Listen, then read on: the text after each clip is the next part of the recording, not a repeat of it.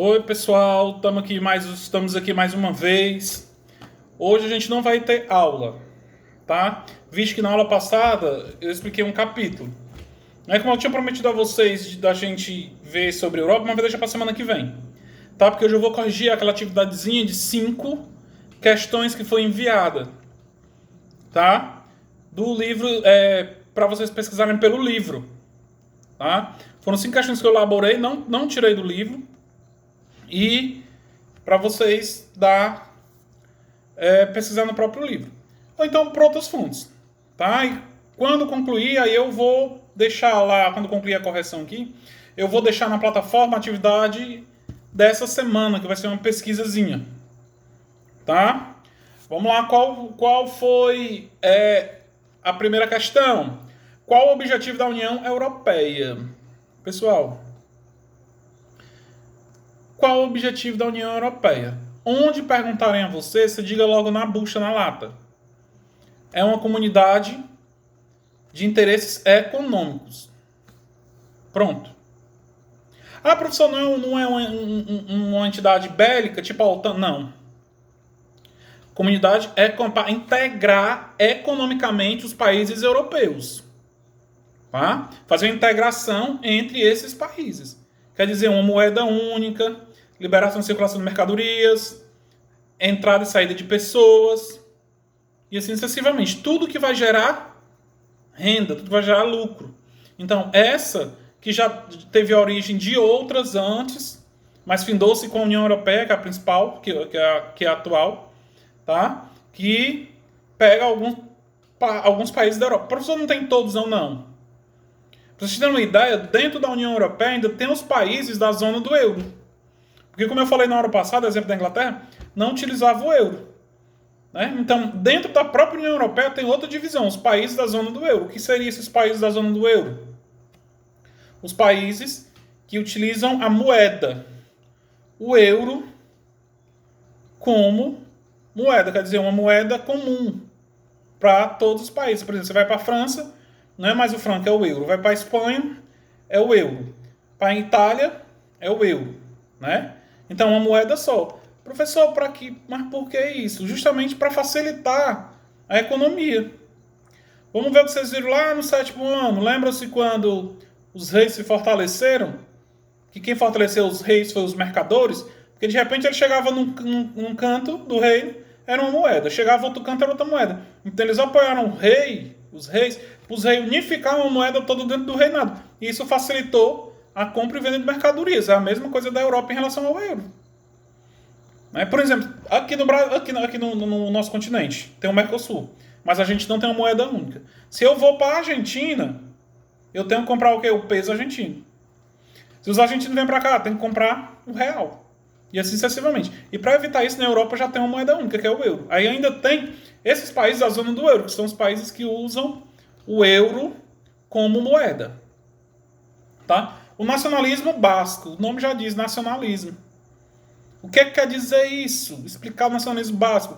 É o povo basco que querem a separação do território espanhol. Porque eles querem manter a sua cultura própria, os seus costumes. Por isso vivem em constantes conflitos.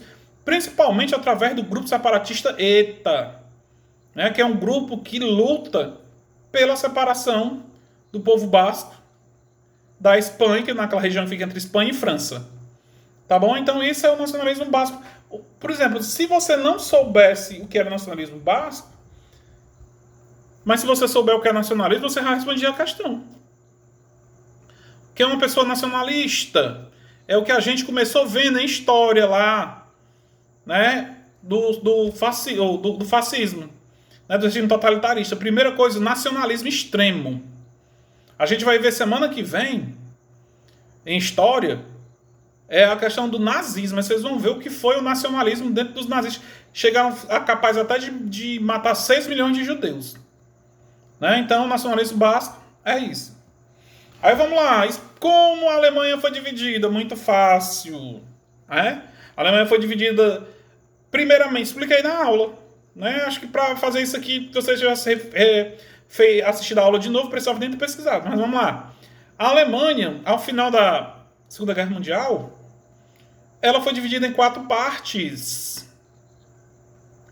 Entre França, Alemanha, ou França-Alemanha, França, Inglaterra,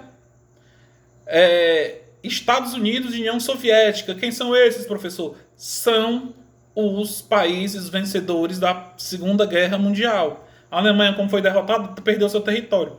Mas na década de 60, a Alemanha foi dividida mais uma vez. Também expliquei na aula. O que é que acontece? Estava no auge da Guerra Fria. Os Estados Unidos de um lado e a União Soviética do outro. França e Inglaterra eram capitalistas. Então estava do lado dos Estados Unidos. Mas o que é que acontece? O lado capitalista, que era comandado pelos Estados Unidos, começou a desenvolver. E o lado socialista não. As pessoas começaram a passar do lado socialista, que estava estagnado, para o lado capitalista. E o que foi que a União Soviética fez? Para não perder populares, passou um muro no meio, dividindo a Alemanha mais uma vez, mas dessa vez dividindo literalmente, mas com um muro, que é chamado Muro de Berlim. Que dividiu a Alemanha em Alemanha Oriental, comandada pela União Soviética, e a Alemanha Ocidental, comandada pelos Estados Unidos, os capitalistas. Isso a gente vai ver melhor na aula de história sobre Guerra Fria. Tá? Que vocês chegaram à separação de um certo ponto, que na Copa de 70, Copa de 74, né? Copa de 66, que o Brasil foi campeão, né? O Brasil foi campeão na Copa de 58. Não, 58, 62, 70, 94 e 2002, né? 66 não, foi 62. Nessas Copas, após a construção do Muro de Berlim, foram 2 seleções alemãs. A seleção da Alemanha Oriental e a seleção da Alemanha Ocidental. Mas isso a gente vai ver melhor em história. Tá? Então, assim foi a divisão da Alemanha. Primeiro em 4, depois da Segunda Guerra Mundial, entre os 4 vencedores. E depois a divisão em 2, a partir da década de 60, quando foi construído o Muro de Berlim, dividindo os capitalistas, literalmente, dos comunistas. Né? Posso nem perguntar dúvidas, mas caso tenha alguma dúvida, me pergunte pelo WhatsApp. Tá bom? Vamos lá. Como chegou ao fim a poderosa União Soviética? Pessoal, outra coisa que eu queria muito comentar, a gente vai ver muito isso em história. Ano passado, no 9º ano, eu só falei uma vez. Quando a gente chegou no final do ano. Porque eu já tinha explicado tanto em geografia que ficou até sem graça de explicar de novo o mesmo conteúdo em história. Mas aqui eu vou dividir um pouco. Vou explicar um pouco agora, um pouco lá no final, pra gente sair quase PhD em fim da Guerra Fria, fim da União Soviética.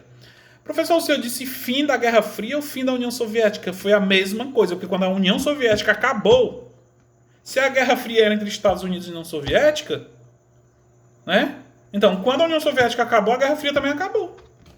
Professor, foi uma vitória dos capitalistas dos Estados Unidos? Pode ser que tenha sido, mas como não era uma guerra de fato, né? Como vocês devem ter visto aí no livro, devem ter visto também na aula passada, o que acontece? Quando acabou a União Soviética, os países que eram socialistas passaram todos a ser capitalistas, porque era a única forma de desenvolver. Mas tudo começou quando? Quando em 1885, Mikhail Gorbachev assumiu o comando da União Soviética. E ele notou que a União Soviética estava ficando estagnada, vendo os países que eram capitalistas indo numa tecnologia de ponta e eles atrasados ainda. Então ele fez 2 reformas, né? Mas principalmente um conjunto de reformas que ficou basicamente em 2, que foi em russo a Glasnost, que quer dizer transparência, né? Que foi na área política, e na área econômica ele fez a pré-histórica, que é em russo, né? Mas eu não vou falar em russo, é pré-histórica em russo. Em português fica reestruturação. Então, olha, quando a gente fala transparência, é você ser transparente no que você está fazendo. Já era uma mudança, porque a União Soviética era muito fechada. Para vocês terem uma ideia como era a União Soviética, vocês vejam como é a Coreia do Norte, né? Que é totalmente fechada. A gente tem um filmezinho para assistir, pelo menos a gente vai ver esse filme quando a gente vai falando da Guerra Fria, que vocês vão ver, porque no filme mostra como é a União Soviética, e como eram os capitalistas, porque nesse filme mostra as duas Alemanhas, a Alemanha Oriental e a Alemanha Ocidental. A Oriental, comandada pela União Soviética, totalmente fechada demais, e a Alemanha Ocidental, que é comandada pelos Estados Unidos. Aí vocês vão ver a diferença. Então, lá ele já começou a ter a transparência, né, a informar, a mostrar o que eles estavam fazendo dentro da própria União Soviética. E outra, principalmente, a pré-histórica, que é a reestruturação. Quando fala reestruturação, quer dizer, o sistema que ele estava já não era mais aconselhável. Tinha que ter uma renovação. O quê? Principalmente, abrir o mercado para os capitalistas. Como a gente já sabe, o capitalismo come tudo que vem pela frente. Lucro, lucro, lucro, lucro, lucro e lucro. Então, quando Mikhail Gorbachev fez essas duas reformas, aí a União Soviética acaba. Um ponto X da União Soviética, a gente vai ver isso em história lá, quando a gente vai ver no final do ano, no nosso livro de história, vocês vão ver um ponto forte foi a queda do Muro de Berlim. Em 1989, o Muro de Berlim foi derrubado. Esse foi construído no início da década de 60. Foi derrubado.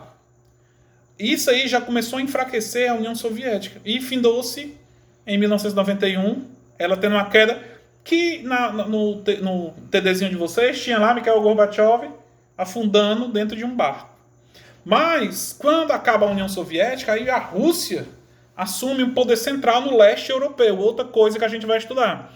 Os países do leste europeu e os países do oeste europeu. Mas não tem essa nomenclatura oeste europeu. É Europa e o leste europeu. Professor, por que usa o leste europeu? Para designar os países que seguiam a União Soviética, que ficam no leste, literalmente, da Europa. Tá? Aí, com o fim da União Soviética, a Rússia e os países ex-União Soviética montam outro grupo. Mas é um grupo tipo a União Soviética, professor? Não. Esse grupo é tipo a União Europeia. Comunidade dos Estados Independentes. Já é de ajuda econômica mútua. Quem é o carro-chefe dessa CEI? Né? CEI é a Comunidade dos Estados Independentes. Quem é o carro-chefe? A Rússia, que é o mais poderoso da União ou do leste europeu. Professor, mas a Rússia ela não fica apenas na Europa, ela fica uma parte na Europa, uma parte na Ásia. Mas ela tem grande influência na Europa, apesar de já ter tido grande influência também no período da Guerra Fria, na China, né, na própria Coreia. Mas hoje, não. Tá? Então, aí a resposta das 5 questõezinhas. Se vocês tiverem alguma dúvida, me chamem no WhatsApp. Tá? E eu vou deixar lá na plataforma uma pesquisa, coisa pouca. Mas a pesquisa, no mínimo, uma página do caderno e nada de ser digitado, escrito à mão. Tá bom? Aí, próxima semana, a gente fala dos aspectos naturais da Europa. Clima, relevo, as penínsulas. Tá? Até lá a próxima aula. Tchau, galera.